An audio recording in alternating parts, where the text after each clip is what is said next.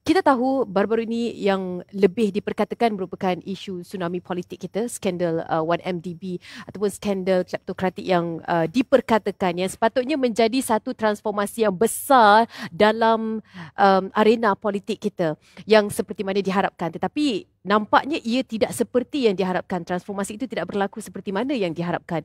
Bagaimana pandangan Datuk sendiri melihat pada begini sebagai seorang ahli parlimen? Adakah Dewan Rakyat ini mampu untuk mengubah daripada dasar berkaitan dengan isu ini? Ya, ada beberapa perkara atau perlu dititik beratkan untuk melihat bahawa parlimen boleh menjadi badan yang berwibawa untuk mencegah soal rasuah ataupun ahli-ahli politik yang terlibat dengan rasuah. Yang pertama saya melihat bahawa dalam pemerintahan 22 bulan ya, yang dibuat oleh Pakatan Harapan misalnya, sebagai contoh ya, kita mengambil contoh gitu bahawa semua ahli parlimen ataupun ahli Dewan Negara ataupun Dewan Rakyat ya kena mengisytiharkan harta.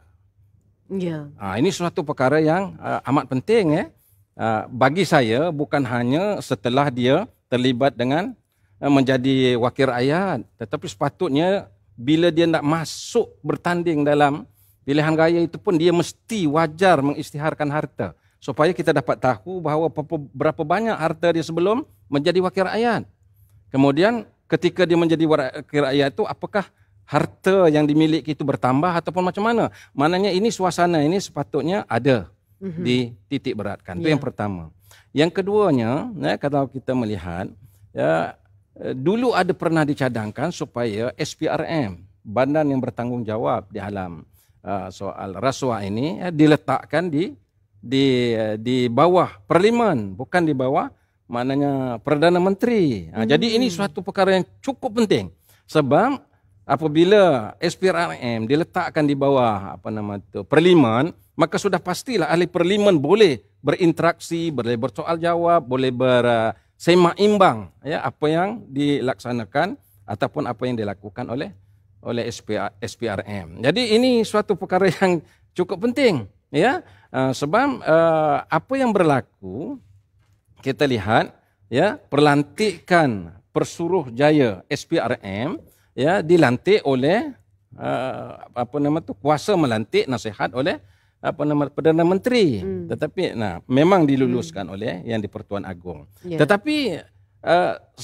memang parlimen sudah mewujudkan satu badan ataupun satu jawatan kuasa pemilihan pegawai-pegawai tinggi kerajaan. Cuma ini berlaku dalam masa Pakatan Harapan menjadi kerajaan, tetapi tidak diteruskan ketika ini. Jadi sebab ini penting kerana kewibawaan SPRM itu kalau diletakkan di bawah parlimen ianya tidak akan dipertikaikan oleh masyarakat sebab kerja-kerja SPRM ini bukan di bawah satu kuasa eksekutif sepenuhnya.